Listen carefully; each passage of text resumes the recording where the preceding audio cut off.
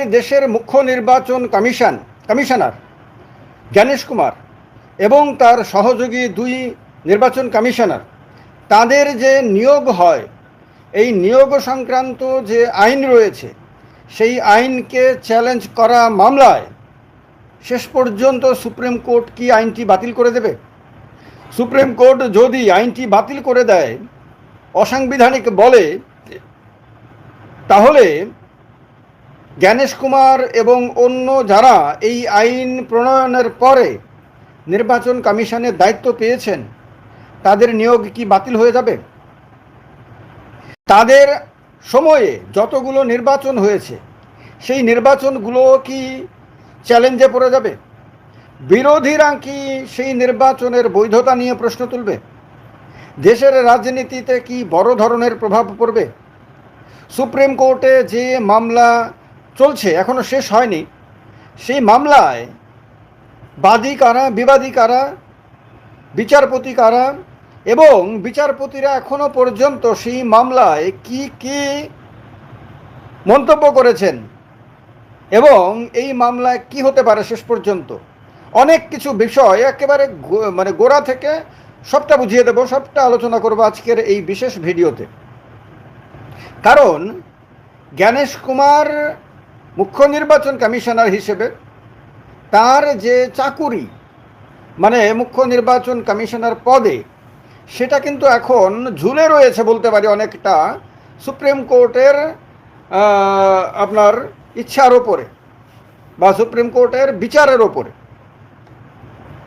এই মামলার বিচার চলছে এবং আশা করা যায় যে আগামী কয়েক মাসের মধ্যে তার রায় চলে আসবে। এবার আপনাদের জানা দরকার, এই ভিডিওটাতে আমি বিস্তারিত বলবো, তথ্যভিত্তিক পুরোটা কাজে লাগবে আপনাদের, তার কারণে সেভ করে রেখে দেবেন, ভিডিওটাকে শেয়ার করবেন, পারলে নিচে হাইপ আছে, হাইপ বাটনে ক্লিক করে একটু হাইপ করে দেবেন। আমি একটা একটা করে ইনফরমেশন শুরু থেকে আপনাদেরকে দিচ্ছি, তারপর বিস্তারিত আলোচনা করব।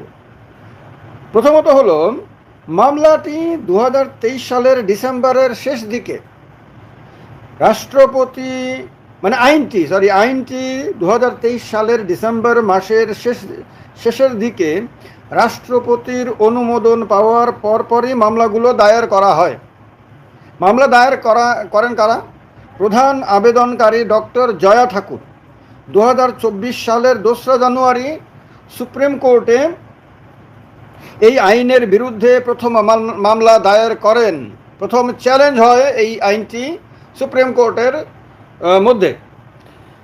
এরপরে ঠিক পরেই 5 জানুয়ারি 2024 সাল, লোকসভা নির্বাচনের ঠিক আগে, অ্যাসোসিয়েশন ফর ডেমোক্রেটিক রিফর্মস নামে একটি এনজিও, আমাদের দেশে খুবই পরিচিত এনজিও, যারা রাজনীতির ক্ষেত্রে পরিচ্ছন্নতা আনার জন্য যারা কাজ করে চলেছে এবং যারা বিভিন্ন রাজনৈতিক তথ্যকে বিশ্লেষণ করে আমাদের সামনে একটা সুন্দর একটা পিকচার যারা রাখেন নিয়মিতভাবে, সেই এডিআর আরেকটি পিটিশন দাখিল করেন 2024-এর 5 জানুয়ারি। এই হলো মামলার শুরুয়াত, কারণ আবেদন না পড়লে তো মামলা শুরু হবে না, এ দিয়ে শুরু হয় মামলা। শুনানি কবে শুরু হয়? প্রথম শুনানি 2024-এর 12 জানুয়ারি সুপ্রিম কোর্টের বিচারপতি সঞ্জীব খান্না এবং বিচারপতি দীপঙ্কর দত্তের ডিভিশন বেঞ্চে মামলাটির প্রথম প্রাথমিক শুনানি হয়, লোকসভা নির্বাচনের আগেই। সেই দিন আদালত এই আইনের ওপর কোনো অন্তর্বর্তীকালীন স্থগিতাদেশ দিতে অস্বীকৃতি জানায়, তবে কেন্দ্রীয় সরকারকে একটি নোটিশ পাঠায়। 2024 সালের মার্চ মাসে লোকসভা নির্বাচনের ঠিক আগে নির্বাচন কমিশনার অরুণ গোয়েলের আকস্মিক পদত্যাগের পর শূন্য পদ পূরণের প্রক্রিয়া রুখতে বাদীরা জরুরি আবেদন জানান সুপ্রিম কোর্টে।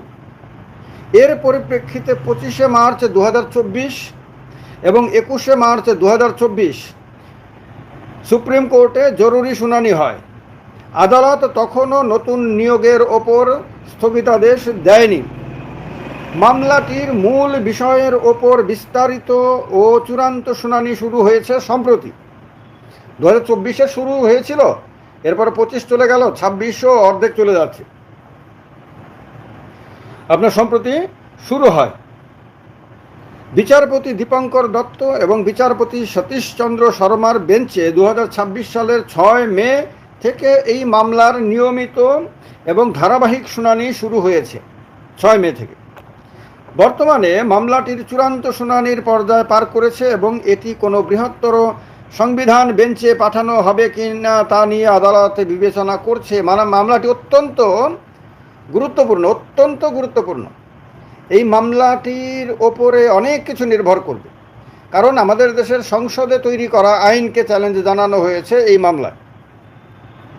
এবার সংসদে তৈরি করা আইনকে সুপ্রিম কোর্ট বাতিল করবে না সেই আইনকে বহালে রাখবে, এটা নির্ভর করবে এখানে, নাকি সুপ্রিম কোর্ট কোনো মধ্যপন্থা অবলম্বন করবে। কারণ আপনারা সবাই জানেন যে প্রথমে সুপ্রিম কোর্টের আদেশে নির্বাচন কমিশনার এবং মুখ্য নির্বাচন কমিশনারকে নিযুক্তির জন্য যে প্যানেল, যে আপনার সিলেকশন কমিটি তৈরি করার কথা বলা হয়, তাতে কার থাকার কথা? প্রধানমন্ত্রী, বিরোধী দলনেতা লোকসভার এবং দেশের সুপ্রিম কোর্টের প্রধান বিচারপতি। এরপরে কেন্দ্র সরকার পার্লামেন্টে আইন আনে, মানে বিল আনে, বিল পাশ হলে পরে আইন হয়, রাষ্ট্রপতি স্বাক্ষর করলে পরে তা আইনের মানে কার্যকর হয়। সেই আইনে ওই যে পুরনো কমিটি, সেই কমিটি জায়গাতে নতুন কমিটি বানানোর কথা বলা হয়। নতুন কমিটিতে প্রধানমন্ত্রী, বিরোধী দলনেতা এবং প্রধানমন্ত্রীর মনোনীত একজন কেন্দ্রীয় মন্ত্রী, এই তিনজনকে নিয়ে টিম তৈরি হয়। এবার যারা আবেদন জানান, যারা এই আইনের বিরোধিতা করেন, সমালোচনা করেন, তাদের বক্তব্য হলো যে প্রথমে সুপ্রিম কোর্ট যে ব্যবস্থা দিয়েছিল সেই ব্যবস্থাতে একজন নিরপেক্ষ ব্যক্তির আপনার সিলেকশন সম্ভব ছিল, কিন্তু যখন আইনে বলে দেওয়া হয়েছে প্রধানমন্ত্রীর সঙ্গে প্রধানমন্ত্রীর পছন্দের একজন কেন্দ্রীয় মন্ত্রী থাকবেন আর লিডার অফ দ্য অপোজিশন থাকবেন, তখন এটাকে শুরুতেই 2-1 করে দেওয়া হয়। অর্থাৎ প্রধানমন্ত্রী যে ব্যক্তিকে চাইবেন সেই ব্যক্তি আপনার দেশের নির্বাচন কমিশনার বা মুখ্য নির্বাচন কমিশনার হতে পারবেন, কারণ 2 ভোট তার পক্ষে যাবে আর 1টি ভোট যাবে লিডার অফ দ্য অপোজিশনের পক্ষে, যদি তিনি আলাদা কোনো মানে বিরোধিতা করেন বা অন্য কোনো পক্ষ অন্য কারো কথা বলেন, তাহলে প্রধানমন্ত্রীর পছন্দের হয়ে যাবে। এবং তাহলে তাদের আবেদনকারীদের বক্তব্য হলো যে তাহলে কি হবে, যে সরকারের অধীনে চলে যাবে নির্বাচন কমিশন। এবার জ্ঞানেশ কুমারের নিযুক্তি এই আইনের কারণে, এই আইনের বলে হয়েছে।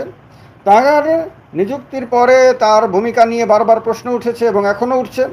তো ওইটাই হলো আপনার আবেদনকারীদের আশঙ্কার মূল বিষয়। এবার সুপ্রিম কোর্টের কাছে এটা সবচেয়ে গুরুত্বপূর্ণ বিষয় যে দেশের গণতান্ত্রিক কাঠামোতে যাতে যাদের ওপরে নির্বাচন পরিচালনা করার দায়িত্ব, তারা যাতে কোনোভাবেই পক্ষপাতিত্ব না করেন, তারা যাতে নিরপেক্ষভাবে এবং মজবুত ইনস্টিটিউশন হিসেবে তারা যাতে সিদ্ধান্ত নিতে পারেন, তারা যাতে বিরোধী দল হোক অথবা সরকারি শাসক দল হোক, কারুর প্রতি কোনো দুর্বলতা না রেখে একেবারে সংবিধান সম্মতভাবে দেশের নির্বাচনী ব্যবস্থাকে পরিচালনা করতে পারেন।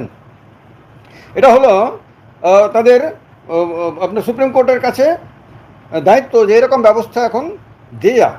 তাহলে এবার কথা হলো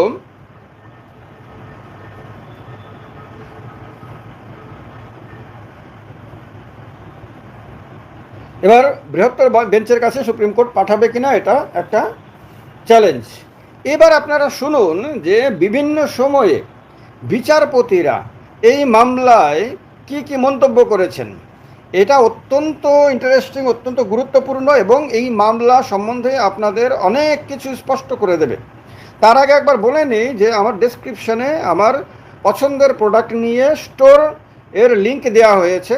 সেই লিঙ্কে ক্লিক করে আপনারাও আপনাদের পছন্দ মতন, আমার মনে হয় আমার পছন্দ আপনাদের পছন্দ মিলবে, জিনিস কিনতে পারেন। ডেসক্রিপশনে লিঙ্ক দেওয়া আছে।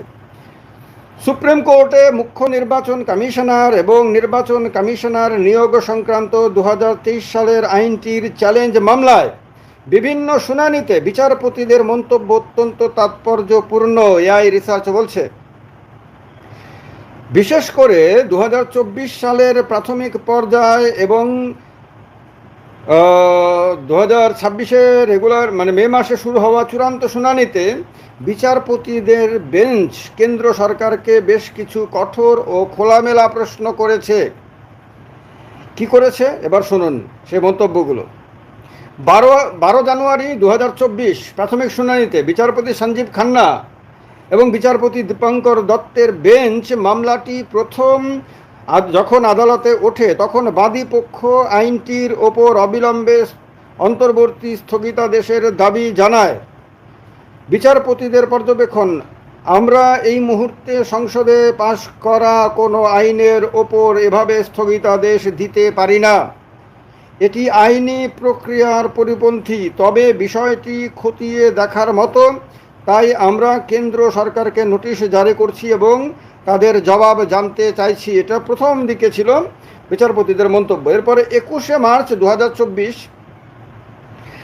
আপনার নির্বাচন কমিশনার অরুণ গোয়েলের আকস্মিক পদত্যাগের পর তড়িঘড়ি করে নতুন দুজন কমিশনার নিয়োগ করা হয়। বাদীপক্ষ অভিযোগ করে সিলেকশন কমিটির বিরোধীদের মাত্র 10 মিনিট আগে সংক্ষিপ্ত তালিকা দেওয়া হয়েছিল, যার ফলে তারা কোনো কিছু আপনার সিদ্ধান্ত নিতে পারেনি, বুঝতে পারেনি আর কি। তো যাই হোক, এবার বিচারপতিদের মন্তব্য কী ছিল? নিয়োগ প্রক্রিয়ায় আরও কিছুটা সময় দেওয়া উচিত ছিল। যখন সিলেকশন কমিটির বৈঠক চূড়ান্ত করা হয়েছিল তখন বিরোধী দলনেতাকে অন্তত 24 থেকে 48 ঘন্টা আগে নামগুলোর তালিকা দেয়া যেত, যাতে তিনি নামগুলো খতিয়ে দেখার পর্যাপ্ত সুযোগ পান। এত তাড়াহুড়ো করে স্বচ্ছতা বজায় রাখা কঠিন, এটা হলো তাদের পর্যবেক্ষণ।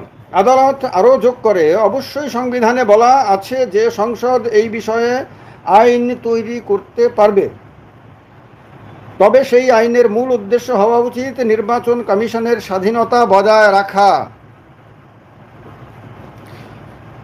দীর্ঘ বিরতির পর 2026 সালের মে মাসে যখন চূড়ান্ত শুনানি শুরু হয় তখন আদালত পূর্ববর্তী অনুপ বার্নওয়াল 2023 মামলার রায় এবং সংসদের একচেটিয়া ক্ষমতা নিয়ে মন্তব্য করে। এবার শুনুন ভালো করে। বিচারপতি দীপঙ্কর দত্ত বলেছেন, আমাদের মানে সুপ্রিম কোর্টের 2023 সালের রায়ে প্রধান বিচারপতিকে সিলেকশন কমিটিতে রাখার যে নির্দেশ দেওয়া হয়েছিল তা ছিল একটি সাময়িক ব্যবস্থা বা স্টপ গ্যাপ অ্যারেঞ্জমেন্ট। যতদিন না সংসদ আইন আনছে ততদিন পর্যন্ত এই আদেশটা ছিল। আপনারা মানে বিবাদী পক্ষ কি বলতে চাইছেন? আপনারা কি বলতে চাইছেন যে সংসদের এই বিষয়ে আইন বানানোর কোনো ক্ষমতাই নেই? তিনি প্রশ্ন করেছেন আবেদনকারীদের। নাকি আদালত সংসদকে নির্দেশ দিতে পারে যে আইনটি ঠিক কিভাবে তৈরি করতে হবে? এটা তার প্রশ্ন ছিল। আদালত স্পষ্ট করে সংসদ আইন তৈরি করতে পারে, তবে তা সংবিধানের মূল কাঠামোর সাথে সঙ্গতিপূর্ণ কিনা সেটি দেখার বিষয়। সংসদ তো ডেফিনেটলি আইন তৈরি করতে পারে, সংসদের আইন তৈরি করার ক্ষমতা কেউ খর্ব করতে পারে না। কোনো রাজনৈতিক দলই এ নিয়ে আপত্তি তুললে কোনো লাভ হবে না। কিন্তু সেই আইনটা অতি অবশ্যই সংবিধান অনুযায়ী হতে হবে, এটা মাথায় রাখতে হবে। এটা আপনাদের সবাইকে আমি জানিয়ে দিই এই ভিডিওতে যে আমাদের দেশের সবচেয়ে বড় আইনের বই হলো সংবিধান, ভারতের সংবিধান। এবং ভারতের সংবিধানের যে ব্যবস্থা দেয়া হয়েছে সেই ব্যবস্থার সঙ্গে মিল রেখেই সংসদে আইন তৈরি করা যাবে। আমাদের দেশের সংবিধানের সঙ্গে বিপরীত কোনো আইন তৈরি করা যাবে না, এটা মাথায় রাখতে হবে। এই কারণে এই যে আইনটি তৈরি করা হয়েছে পার্লামেন্টে, কেন তৈরি করলো এ নিয়ে কোনো কোশ্চেন হতে পারে না। কিন্তু আইনটি সংবিধান অনুযায়ী হলো কিনা, সংবিধানের মূল ভাবনা অনুযায়ী হলো কিনা, সেটা বিচার্য বিষয়। এটা নিয়ে অবশ্যই প্রশ্ন তোলার, এবং এইখানে প্রশ্ন যে তোলা হয়েছে সেটা এই দিক থেকে খুব গুরুত্বপূর্ণ। 14 মে 2026 সর্বশেষ ও সবচেয়ে কঠোর পর্যবেক্ষণ বিচারপতি দীপঙ্কর দত্ত ও বিচারপতি সতীশচন্দ্র শর্মার বেঞ্চে। এই দিনের শুনানিতে বিচারপতি দীপঙ্কর দত্ত সিলেকশন কমিটিতে ক্যাবিনেট মন্ত্রীকে রাখা এবং সরকারের 2-1 সংখ্যাগরিষ্ঠতার সুবিধা নিয়ে সব থেকে কড়া ভাষায় প্রশ্ন তোলেন। আমি বললাম না যে প্রধানমন্ত্রী এবং প্রধানমন্ত্রী পছন্দের একজন মন্ত্রী, তাহলে তো দুইজন একদিকে হয়ে গেল। কারণ কেন্দ্রীয় মন্ত্রী যিনি তার তো চাকুরি নির্ভর করে প্রধানমন্ত্রীর ইচ্ছের ওপর। তিনি চাকুরি পান মানে মন্ত্রী হিসাবে তিনি শপথ গ্রহণ করার সুযোগই পান তিনি প্রধানমন্ত্রীর ইচ্ছাতে। প্রধানমন্ত্রী তার নাম রাষ্ট্রপতির কাছে সুপারিশ করলে পরে রাষ্ট্রপতি তাকে ডাকেন শপথ গ্রহণের জন্য। আবার প্রধানমন্ত্রী যদি বলে দেন যে তাকে মন্ত্রিসভায় আর দরকার নাই, তাকে সরিয়ে দিন, তাহলে রাষ্ট্রপতি তাকে সরিয়ে দেয়। তাহলে যে ব্যক্তির ইচ্ছার ওপরে একজন কেন্দ্রীয় মন্ত্রীর মন্ত্রিত্ব নির্ভর করে, সেই ব্যক্তির পছন্দের বাইরে গিয়ে তো তিনি কোনো মন্তব্য করবেন না।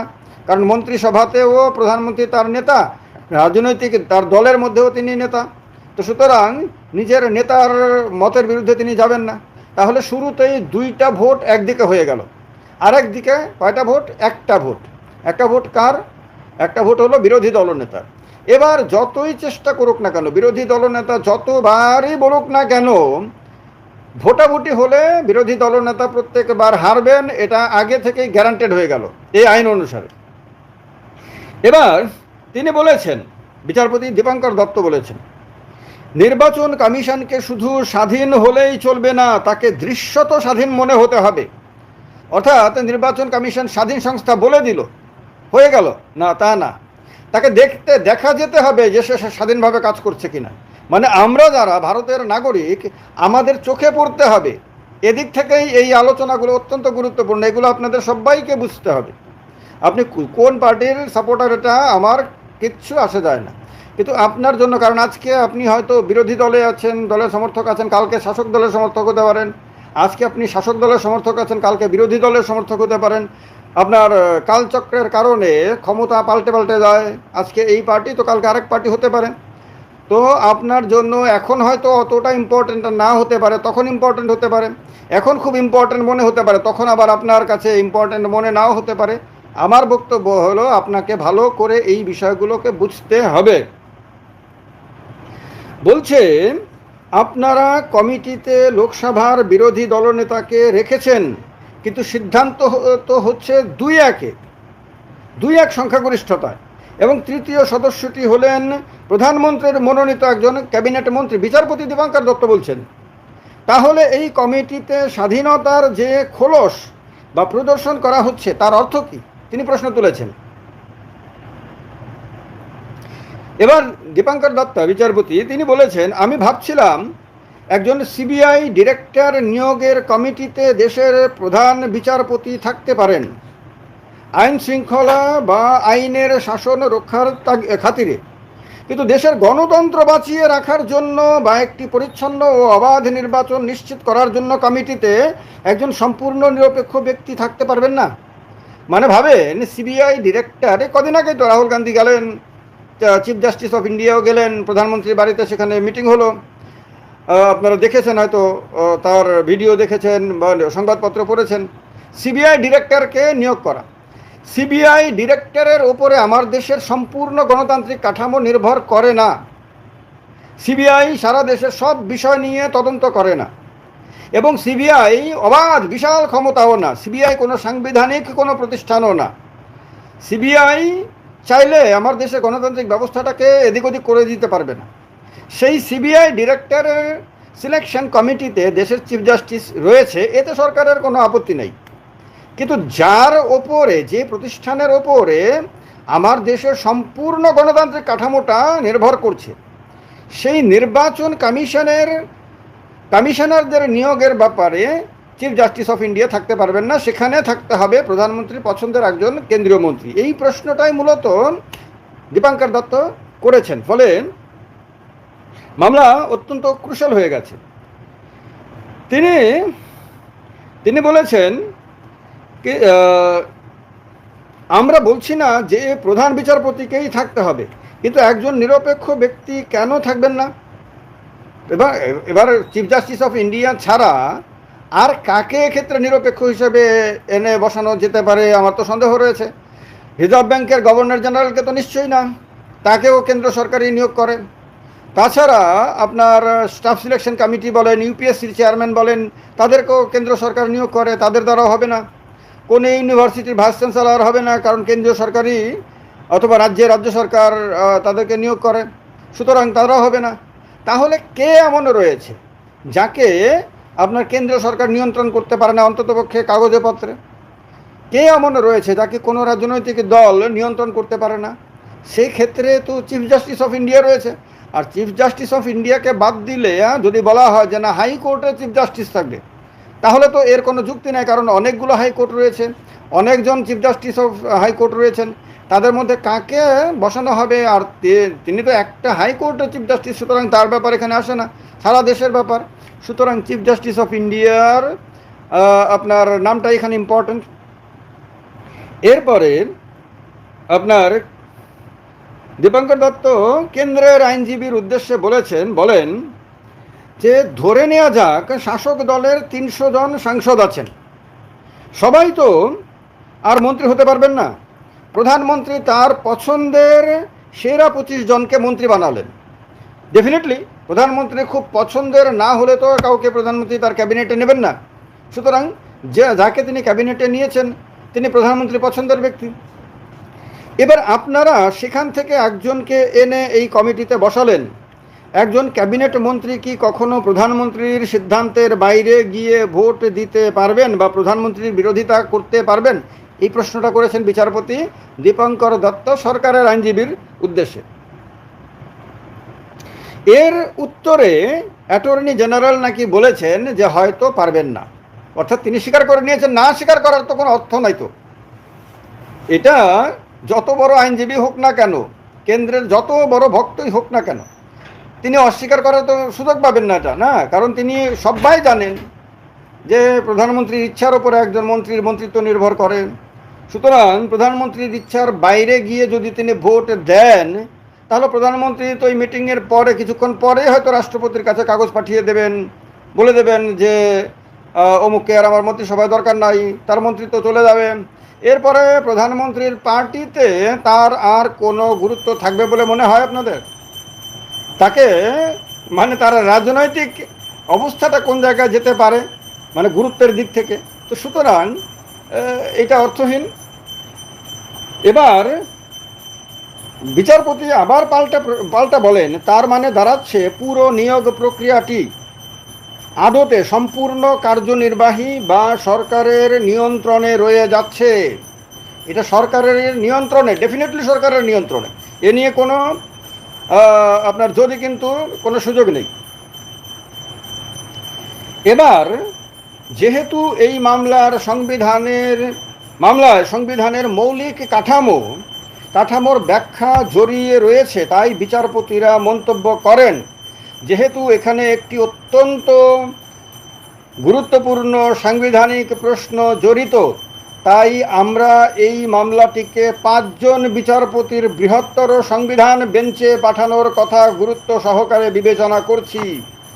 এই সিদ্ধান্ত যদি সুপ্রিম কোর্টের 2 জন বিচারপতির ডিভিশন বেঞ্চ নেয়, তাহলে 5 বিচারপতির একটি সংবিধান বেঞ্চ তৈরি হবে। তারা 2 জন সেখানে থাকবেন কিনা আমি জানি না, চিফ জাস্টিস অফ ইন্ডিয়া সেই টিম তৈরি করবেন নর্মালি।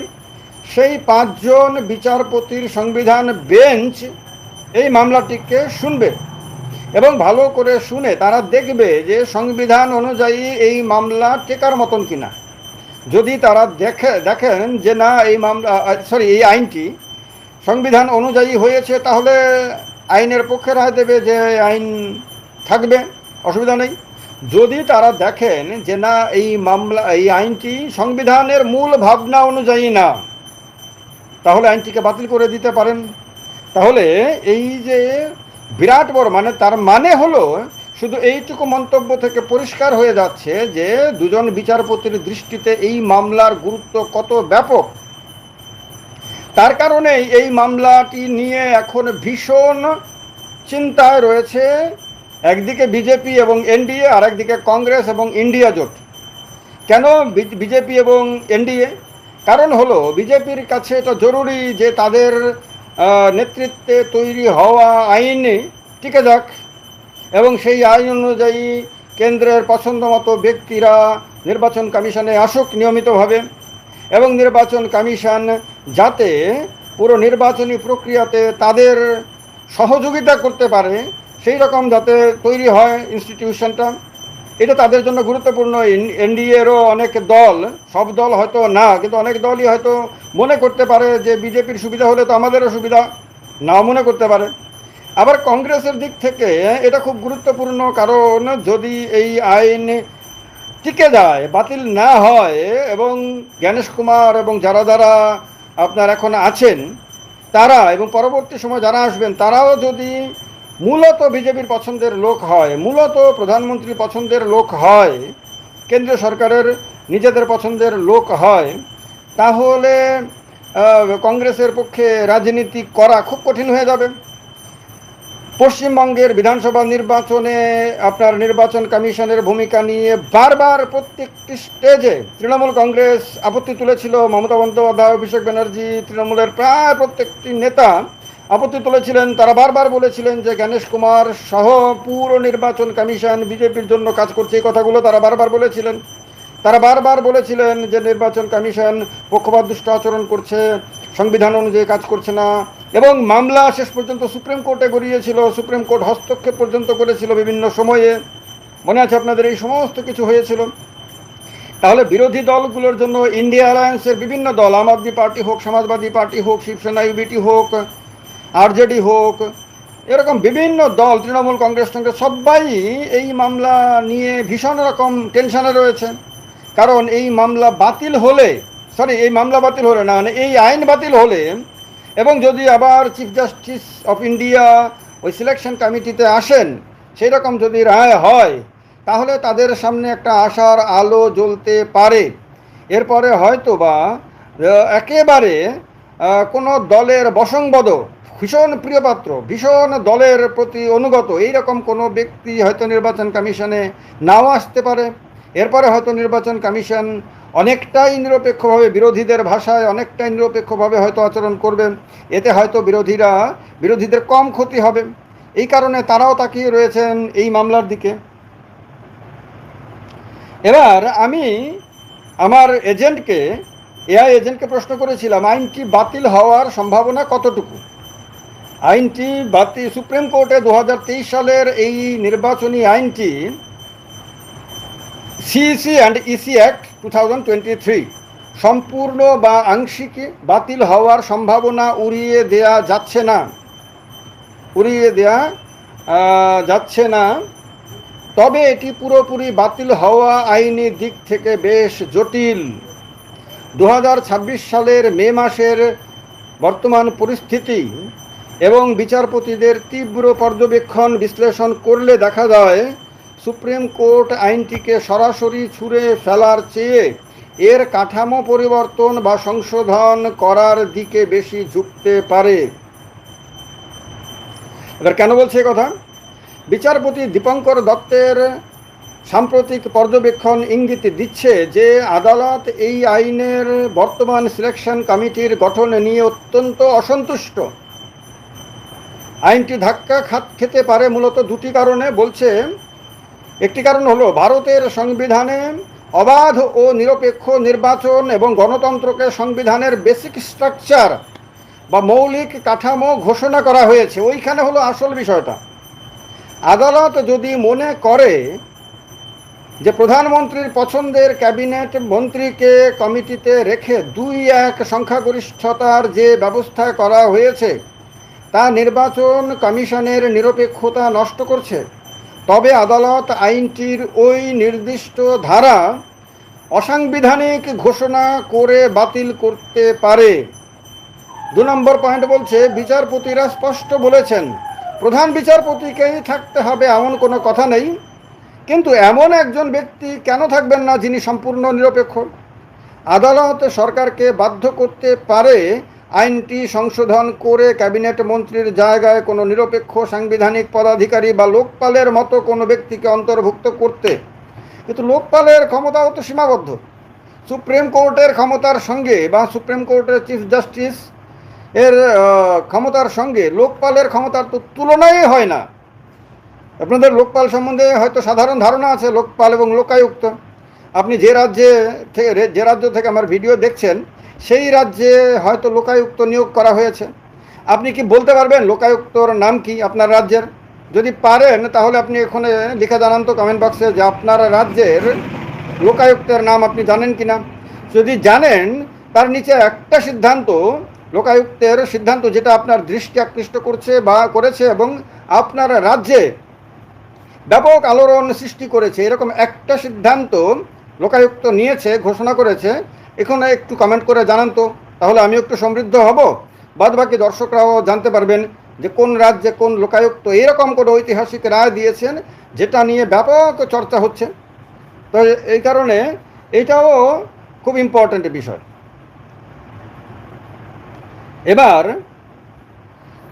আইনটি টিকে যাওয়ার পক্ষে যুক্তি বলছে, আইনটি পুরোপুরি বাতিল না হওয়ার পেছনেও সুপ্রিম কোর্টের নিজস্ব কিছু আইনি সীমাবদ্ধতা ও যুক্তি রয়েছে, যা বিচারপতিরা 6 মে 2026-এর শুনানিতে উল্লেখ করেছেন।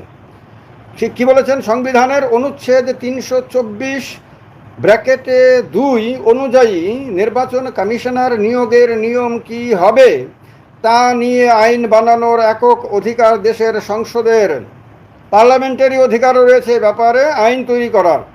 আদালত নিজেই স্বীকার করেছে যে 2023 সালের অনুপ বার্নওয়াল রায়ে প্রধান বিচারপতিকে কমিটিতে রাখার নির্দেশটি ছিল একটি সাময়িক ব্যবস্থা, যতদিন না সংসদ আইন তৈরি করছে।